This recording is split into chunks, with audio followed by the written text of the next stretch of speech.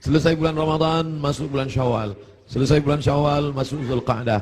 Selesai Zulqa'dah, masuk Zulhijjah. Di bulan Zulhijjah beliau melaksanakan haji yang sebelumnya sudah difardukan, tapi barulah dilaksanakan haji. Tahun itu disebut dengan haji wada. Wada, selamat tinggal, karena memang setelah itu Nabi meninggal dunia. Maka pada haji wada itu dia pergi ke tanah suci Makkah Al-Mukarramah. Ada yang unik, ada yang aneh. Biasanya beliau berkurban kambing, dia potong 1 ekor untuk keluarganya. Hadza li Muhammad, wa untuk keluarga Muhammad. Kemudian dia potong lagi, hadza li ummati Muhammad, ini aku potong untuk umat Muhammad sallallahu alaihi wasallam. Tapi pada saat tahun itu di Mina, beliau tidak menyembelih 2 ekor, tapi beliau menyembelih dengan tangannya sendiri 63 ekor unta. Tepat pada angka 63 dia berhenti dan dilanjutkan oleh Sayyidina Ali sebanyak 37 ekor. Maka lengkaplah 100 ekor. Tidak ada satupun sahabat yang terpikir ada signal, ada tanda sesuatu tentang mengapa berhenti di angka 63 setelah meninggal dunia 2 bulan sesudah itu.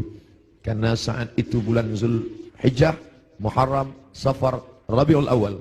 2 bulan lebih setelah itu barulah semuanya faham mengapa berhenti pada angka 63. Ternyata Nabi tidak ingin satupun tahun hidupnya itu kosong daripada berkurban. Tahun pertama dia potong, tahun kedua sampai 63. Lalu kemudian setelah itu barulah dilanjutkan pemotongan onta itu oleh Sayyidina Ali karramallahu wajhah radhiyallahu anhu. Apa makna di balik itu?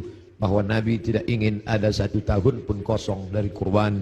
Nabi ingin ada penyembelihan kurban di setiap umur, di setiap usia, di setiap waktu yang dilewati ada penyembelihan kurban. Lagi-lagi ada yang aneh, tidak seperti sebelumnya. Sebelumnya hanya 2 ekor kambing, tapi saat itu dia potong langsung 63, dilengkapkan 37 menjadi 100 ekor. Lalu kemudian sallallahu alaihi wasallam kembali ke kota Al-Madinah Al-Munawwarah. Masuk bulan Muharram, masuk bulan Safar, masuk bulan Rabiul Awal. Lalu kemudian beberapa hari menjelang meninggal, Nabi berziarah ke makam Baqi yang ada di samping Masjid Nabawi sebelah kiri menghadap ke arah kiblat. Pulang dari Baqi, beliau merasakan sakit kepala yang amat sangat keras. Itu dia adukan kepada Sayyidatuna Aisyah Ummul Mukminin radhiyallahu anha. Beliau juga mengadukan bagaimana masih terasa sakit, sisa-sisa tertelan racun yang diberikan seorang perempuan Yahudi dulu beberapa tahun yang lalu, 3 tahun yang lalu, tepatnya di tahun ke-7 ketika orang Khaybar mengundang dia di perkampungan Yahudi Khaybar. Di Madinah ada Yahudi Bani Nadir, ada Yahudi Bani Quraidah, ada Yahudi Bani Qainuqa, ada Yahudi Khaybar. Lalu mereka mengundang Nabi ke Khaybar. Mereka tanya, makanan apa yang paling disukai Nabi? Nabi menjawab, makanan yang paling disukai Nabi adalah kaki kambing bagian depan. Lalu mereka sajikan kaki kambing bagian depan itu, karena itu makanan kesukaan Nabi. Rupanya di bagian depan kaki kambing itulah mereka tanamkan racun yang paling sangat banyak, paling berbahaya. Sahabat Nabi yang mengunyah daging kambing itu langsung meninggal di tempat. Nabi SAW sepakat semua ahli sirah bahwa Nabi memasukkan daging kambing itu ke mulutnya, tapi mereka ikhtilaf tentang menelan. Maka segera Jibril AS memberitahu bahwa ada racun. Nabi memuntahkannya keluar, tapi ada beberapa tetes air liur masuk ke dalam. Kenapa itu terjadi? Bukankah Allah menjaganya? Bukankah malaikat mendapatkan wahyu, mendapatkan ilham, mendapatkan pesan untuk menjaga Nabi? Kenapa bisa terjadi? Hikmah di balik itu menurut ahli sirah, Allah ingin menyempurnakan nikmat kepada Nabi Muhammad sallallahu alaihi wasallam, bukan hanya sebagai nikmat penutup para nabi dan rasul, tapi juga nikmat sebagai mati sebagai seorang syahid.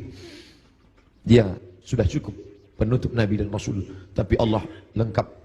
Tak ingin hanya sebagai penutup nabi rasul, dia juga meninggal sebagai seorang syahid karena meninggal akibat racun yang tertelan di Khaybar.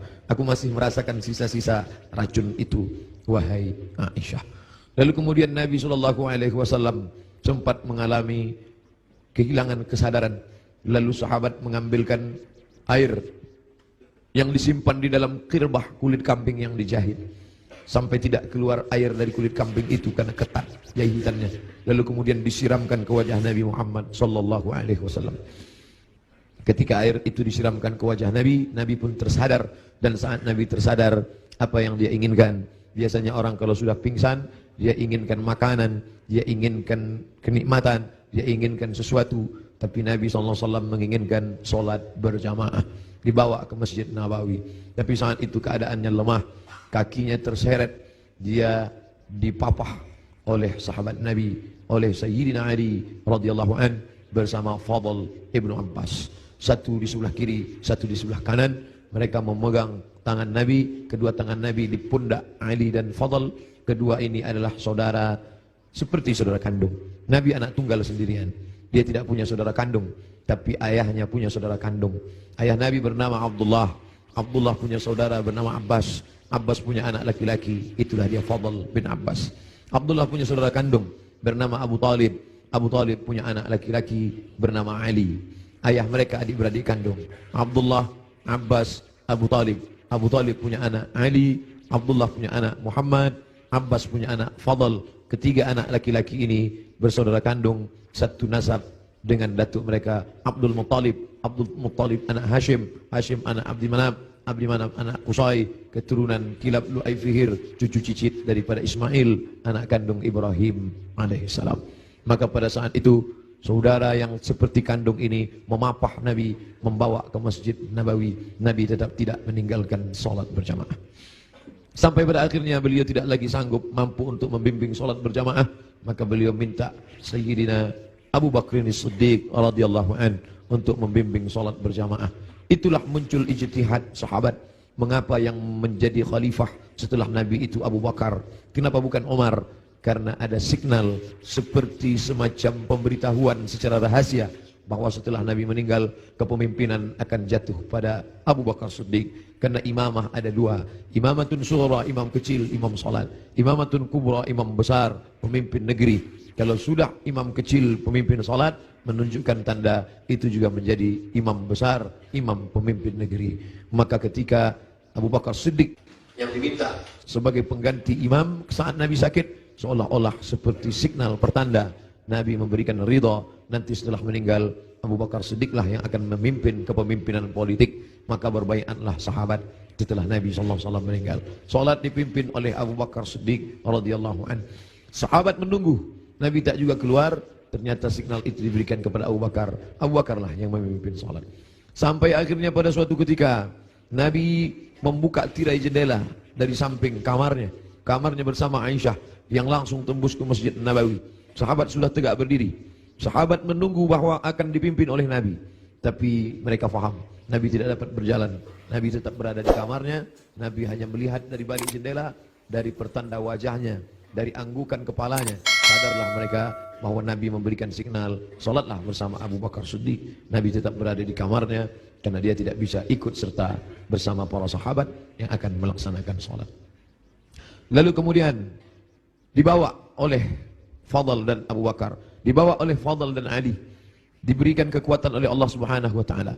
Nabi naik ke atas mimbar tepat pada hari Rabu. Hari Rabu terakhir.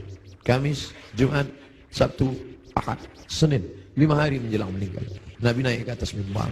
Sampai di atas mimbar apa kata Nabi sallallahu alaihi wasallam? Man kuntu jaladtu lahu dhahran. Siapa yang pundaknya pernah aku cambuk. Saat aku mencambuk onta, lalu ujung cambuk itu terkena pundaknya karena dia berada di balik onta, di balik kuda, di balik keledai, di balik bukit. Terkena ujung cambuk itu. Lalu dia merasa sakit hati. Tapi dia tidak mau menuntut karena dia segan. Karena aku seorang Nabi. Man kuntu jaladtu lahu dhahran. Siapa yang pundaknya pernah aku cambuk, hadza dhahri, ini pundakku. Ini pundak Muhammad. Falyastaqid minhu, silakan balas. Sahabat semua terdiam. Sahabat tahu masa-masa perpisahan itu pasti akan datang. Nabi minta maaf. Siapa yang kulitnya pernah aku sakiti, ini pundakku. Silakan balas. Semua sahabat terdiam. Man kuntu syatamtu lahu irdan. Siapa yang pernah cakapku kasar, menyinggung perasaannya. Man kuntu syatamtu lahu irdan. Siapa yang pernah aku caci maki, andai datang keluar kata-kata kasar dari lidahku, lalu kemudian hatinya tersinggung, hadza irdi, ini harga diri Muhammad. Falistaqid minhu, silakan balas. Semua sahabat terdiam. Tak ada sahabat yang ingin membalas. Mereka mengikhlaskan semua. Andai pernah tercambuk pundak mereka, ya Rasulullah, jangankan pundak, nyawa kami berikan untuk kau. Saat gigimu patah, saat pelipismu berdarah, sahabat menghunuskan pedang, di tengah pasukan berkobar pada perang Uhud, mereka masuk